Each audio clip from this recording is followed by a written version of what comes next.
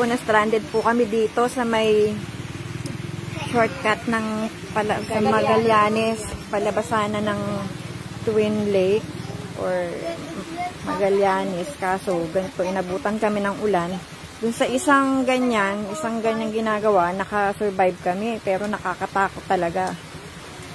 Ay, hindi mo yung anak kong 9 years old, nagpe-pray na siya sa sobrang takot niya.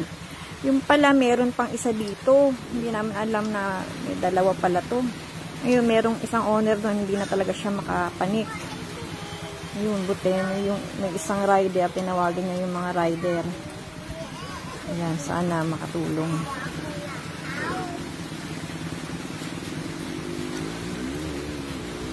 Sana naman kasi magawa na to. Bakit? Ang tagal-tagal na daw nito, hindi pa ginagawa.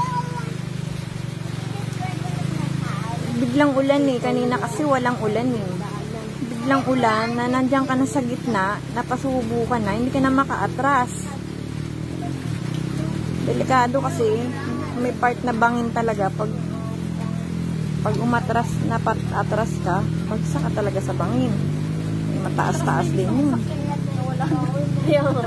Buti pa siya eh. Naku, kung tayo nga lang kung alam ko lang na ganyan, dalawa di sana umatras na lang tayo. Dalawa pala, akala ko isa lang yun.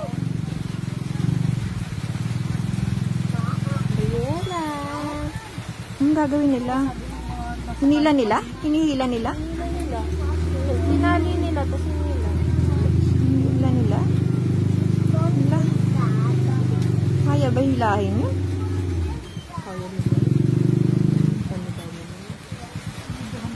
Perang, ako nga rin. Perang na ako na ako. Perang na isang kumot.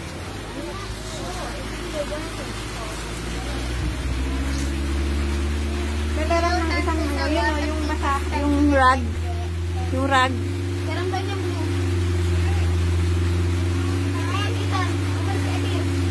Tinaw.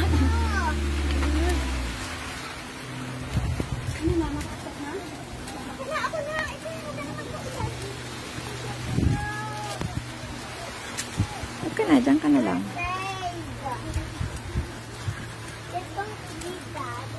Hindi ka kaya.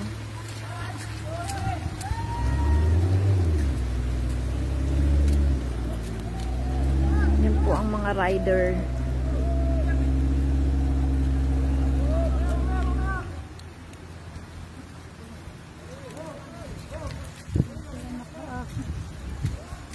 Hindi pa rin kaya.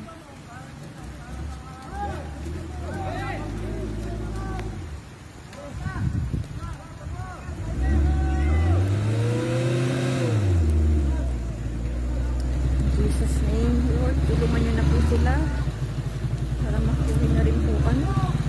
Yan na, yan na, yan na. Yan na. Go, go. Go.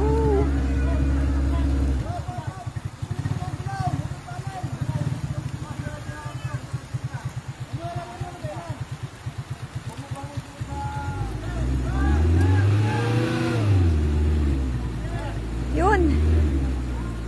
Go.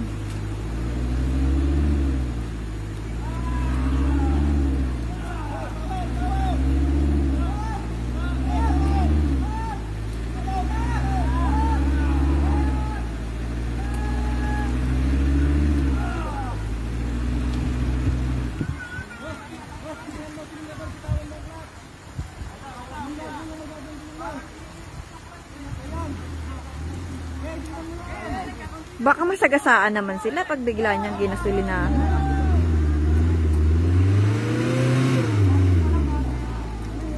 Yan na! Woo! Ay, salamat. Woo! Salamat.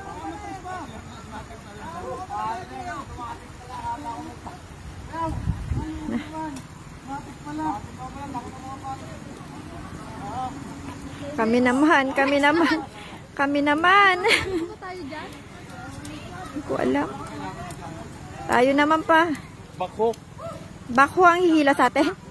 Asan ang bako?